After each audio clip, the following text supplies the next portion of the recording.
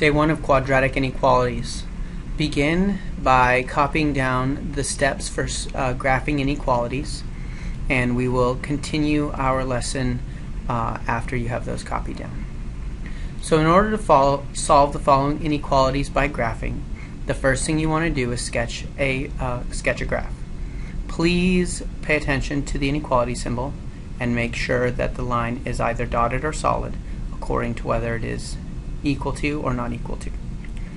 What we're going to do now is identify a few of the distinguishing characteristics about this parabola. Obviously it opens up and it has a vertex at 1, -3. Graphing inequalities is not as obvious as it seems, so we need to make sure that what we're doing here is using a bit of trial and error to determine which one is actually the correct region to shade. Now the region is really going to be region 1 or region 2 each time. Region 1 is going to be in wherever the test point is determined. In this particular case, I'd like my first test point to be 1, 0. And region 2 is going to be outside of that region, which would be outside of the parabola. Now please remember, your test points are test points of your choosing, so just pick any points that you would like, as long as they are clearly in or outside of the region. Make sure you can clearly identify them. Use small numbers so that it makes it simple to do the operations in your head, and it makes it a lot easier to do these problems quickly. So since I've picked a test point and I want to determine if this is a valid response, I'm simply going to test it by putting this ordered pair into the equation. Everywhere I see an x, I'm going to put 1, and everywhere I see a y, I'm going to put 0. So the result of this is 0 is less than -3. That is a false statement. This result is going to be 0 less than 45, which is a true statement. That means that I will be shading where it is true. Since the region or the dot where the statement was true is on the outside of the parabola, I will be shading on the outside of the parabola. The solution to this problem is the shaded region on the outside of the parabola. Number 2 and number 3 are identical. We will simply begin by identifying some characteristics of the parabola, such as it opens down and it has a vertex at 1, 4. What we're going to do next is we're going to pick 2 test points to determine whether or not it is or is not true for the given region. Let's go ahead and use the origin 0, 0, and again we'll use 5, 0.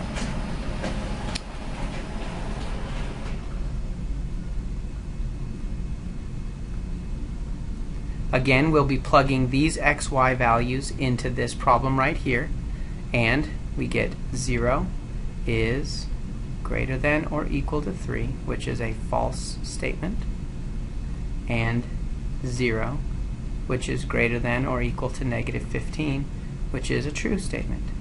Because the true statement is 5, 0, we will be shading in the region where 5, 0 is located. Number 3, again the distinguishing characteristics here. So it opens up and its vertex is located at 3, -4.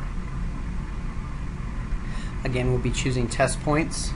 The test points today will be, or for this particular problem, will be the origin 0, 0 and 3, 0. The result of the first is 0 less than or equal to -4, false, and 0 less than or equal to 5, which is true. Again, sorry, I have them switched in my notes, so I'll just switch them here. I apologize for that. That's going to be 3, 0, and that's going to be 0, 0. And there, again, the shaded region will be outside of the parabola. There. Alright, at this time, pause complete number 4, and then once you've completed it, resume the video to make sure that you understand what it is you're looking at, so that you can gain mastery a little bit easier. Alright, the distinguishing characteristic is that it's opening down and that it has a vertex at -2, 5. The test points that I chose to use were -2, 0. Again, these might be different for you. You may not have chosen these 2 test points, which is not a big deal.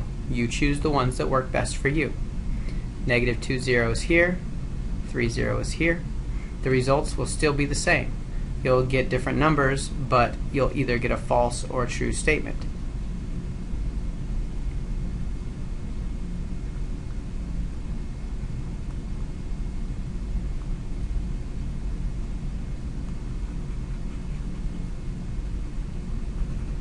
Alright? Graphing is solved that way, using test points and determining true or false statements. Solving using algebra is not that much different. You are still going to be using test points. However, when you solve this, as you're going to find out, you will have regions or areas along a number line that you'll be following, or intervals along a number line that you'll be following. Alright, so example number 5 is your first example for solving these algebraically. I'll be following these 4 steps here in this process here. So step number 1 is to make the inequality with a 0 on one side and all of the other terms on the other. Step number 2 will be to factor it. So I'll use mental factoring to become x minus 7, x plus 1. Step 3 is to draw a number line. And on that number line, you put your factor pairs. So remember, x equals 7 and x equals -1. So the solution -1 will go here. The solution 7 will go here. What I'm going to do next is I'm going to pick points within each separate interval on the number line. Notice there's an interval here, there's a second interval here, and there is a third interval here. Now, depending on what your equation looks like, there may be more. So just be careful about getting all of those intervals in place. Next thing you want to do is pick a test point in each of those intervals. I'll begin with -2, 0, and 8. You're going to notice something about the points I've chosen, -2 and 8. Notice that they're both 1 unit away from the actual solution. Because of symmetry in parabolas, these 2 answers will be identical to each other. That's why I picked those points specifically. I choose 0 because 0 is easy.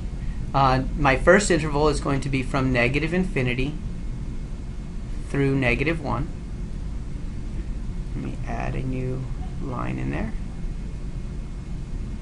My second interval is going to be between -1 and 7. And my third interval is going to be between 7 and +infinity. The test value that I'm going to use for each one of those will be -2, 0, and 8. You don't have to build the table in the future, it just helps you structure it now. What I use and what I use exclusively is the number line, as you're going to see moving forward from here. The y value is going to be the same each time because of step number 1. The y value is always going to be 0. The result of each one of those is found by placing x into the original equation and then, of course, comparing it to the y value, which is already there. So 0 is greater than 9, 0 is greater than -7, and 0 is greater than 9 are my results from putting these test values into this original equation. That's false, that's true, and that's false. That is where my solution lies, between the interval of -1 to +7. Now, how I use the interval or the number line exclusively is I plug this value into the x's and find the result. If the result is true, I put a T underneath. If it's false, I put a false underneath, an F. And again, likewise for 0, and once again for 8. Another pattern that you'll see emerge here is if the center interval is true, that means the outside intervals have to be false, and vice versa. If one of your outside intervals is true, that means that the other outside interval is also true. Alright, so the solution to this problem is the interval between -1 and 7. That is the way that you solve inequalities by using algebra. Number 6 and number 7. These are the last two examples that we will do together. So I'm going to rewrite this as x squared minus x minus 12 is greater than 0. I'm going to factor it, x minus 4 and x plus 3. I'll solve that. X equals 4, x equals -3. I'm going to draw myself a number line so I can use the test points. -3 goes here, +4 goes here. The test points I'm going to use are -4, 0, and 5. The result is -4 quantity squared, that means it becomes positive, plus 4 is greater than 12. 0 squared plus 0 is greater than 12. And 5 squared plus 5 is greater than 12. The answer here is 20 greater than 12, 0 greater than 12, 20 greater than 12. True, false, true. That means the solution to this problem are two separate intervals, -infinity to -3, or +4 to +infinity. Question number 7. You could move all of your values to the left side of the, or to the right side of the equation, or you can simply move the 24 to the other side of the equation. I'm going to choose to move the 24 because then it leaves me with a -x, and I want to show you what happens with that. -x squared plus 5x plus 24 is less than 0. So what I'm going to do at this point is I'm going to factor out my -x, or -1, I mean. Once I do that, I get x squared minus 5x minus 24. Now, because the -1 is out in front, I'll be dividing it out to the other side to be absorbed by the 0. But the most important part about this is that I have divided both sides by a negative, which means the resulting inequality must be switched. Next thing I will do is factor x plus 3 and x minus 8 and solve x equals -3, x equals 8. Number line, -3, +8, use -4, 0, and 9, -4 squared plus 5 times -4 is less than -24. 0 squared plus 5 times 0 is less than -24. 9 squared plus 5 times 9 is less than -24. -36 less than -24. 0 is less than -24. -36 less than -24. So that's going to be true, false, true. And that leaves us with a solution, -infinity, -3, or 8 to +infinity. Please take the time now to finish questions 8 and 9 on your own. Be ready to discuss those two problems when you come back to class tomorrow.